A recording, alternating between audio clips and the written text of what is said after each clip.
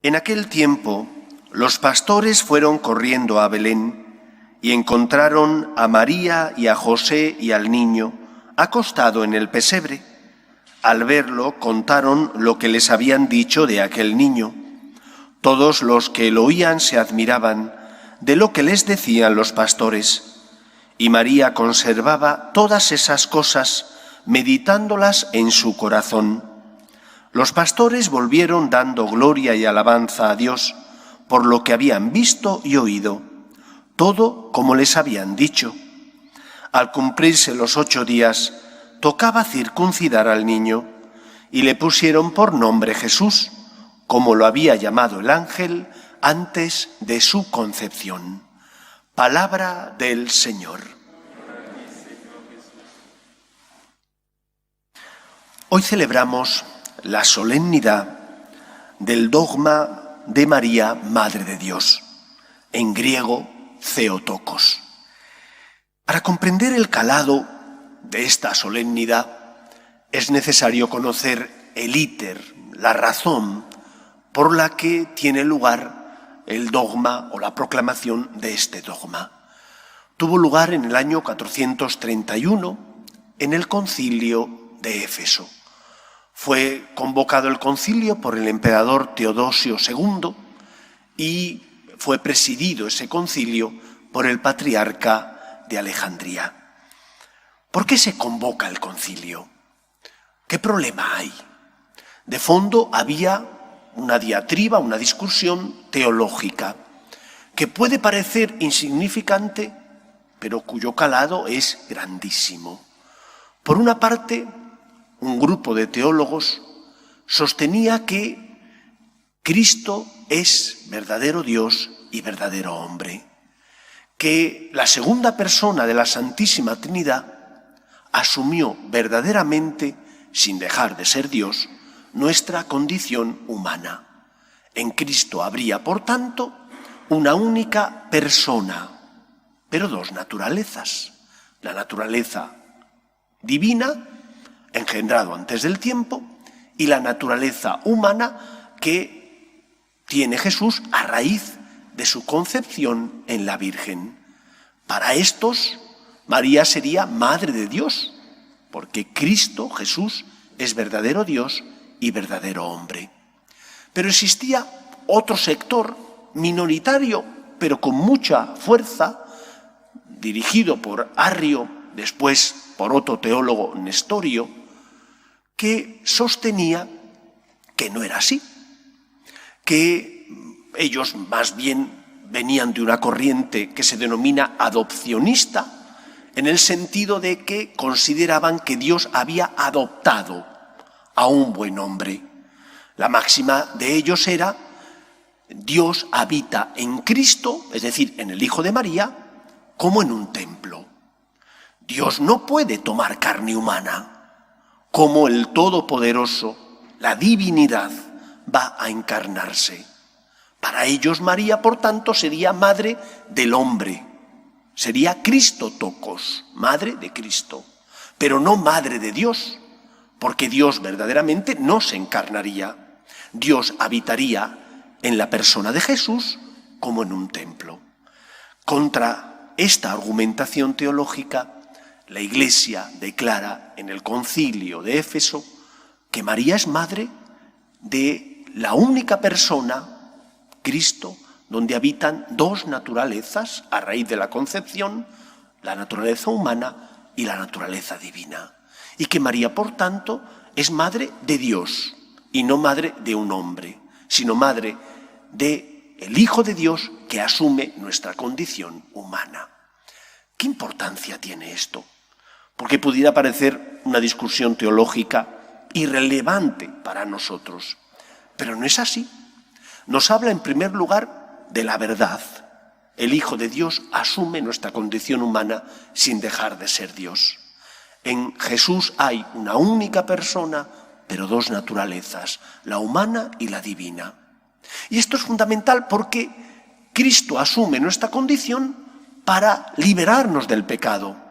Había una máxima entre los padres de la Iglesia que decía: lo que no es asumido no es perdonado. Cristo asume nuestra condición humana para perdonarnos los pecados y por lo tanto eleva nuestra condición de criaturas dañadas, heridas por el pecado, las eleva a la condición de hijos. Consecuencia, un cristiano, a pesar de las dificultades de la vida, tiene que tener esperanza. ¿Por qué tengo que tener esperanza? Porque tengo certeza del amor de Dios. Porque tengo certeza de que el Todopoderoso, sin dejar de ser Dios, se ha encarnado para liberarme del pecado. Y ante mis problemas, que los tengo, ante nuestras cruces, que las tenemos, hay esperanza. No estamos solos. Dios nos sostiene. Dios con su gracia nos eleva.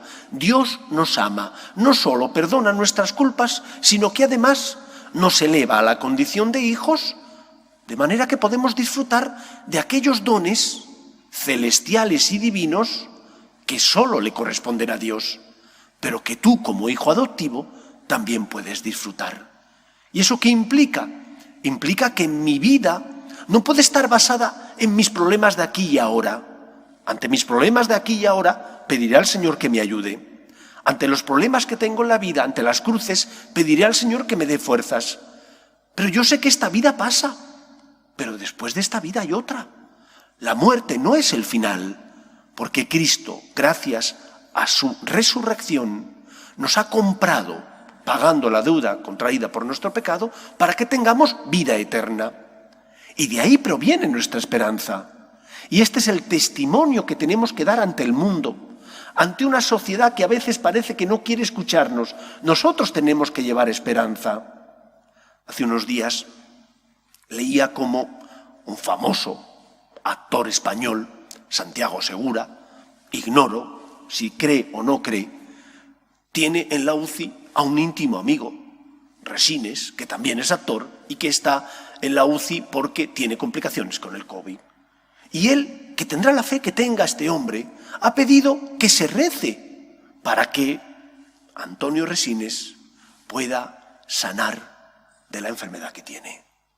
Porque él tiene fe, pide que se rece. Supongo que si Santiago Segura no tuviera fe, no pediría que las personas que tenemos fe rezáramos. Porque tiene fe, es luz en medio del mundo. Vivirá, no lo sé cómo vive, pero sé que no ha tenido miedo en pedir públicamente que se rece por alguien que es importante para él.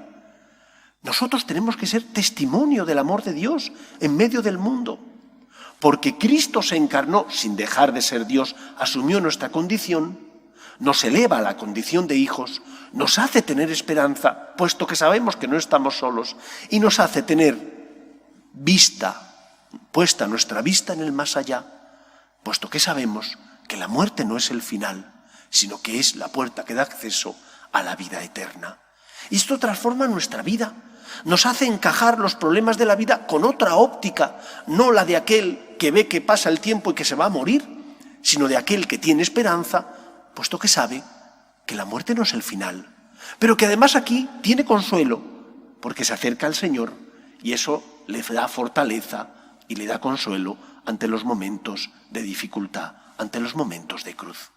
Segunda enseñanza, nos tiene que dar fuerzas el saber que Jesús es verdadero Dios y verdadero hombre, nos tiene que dar fuerzas para ser testigos de la verdad. Cuando él es preguntado por Poncio Pilato, él dice, yo para esto he venido, para ser testigo de la verdad. Y solo la verdad nos hace libres. Y solo la verdad nos ayuda a vivir verdaderamente la justicia y construye un mundo mejor.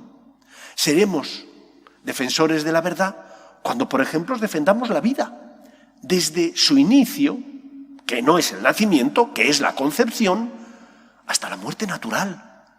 No puede ser que hoy en día se hable del aborto o de la eutanasia como un derecho, porque no lo es. Es un atentado a los ojos de Dios, puesto que la vida es un don de Dios. Y los cristianos tenemos que defender la vida, como tenemos que defender la familia natural, que es aquella compuesta, según el designio amoroso de Dios cuando nos creó, por el hombre y por la mujer. La unión heterosexual de un hombre y de una mujer que forma la familia natural, sobre la que se basa la sociedad. En tercer lugar, tenemos que defender los derechos de Dios.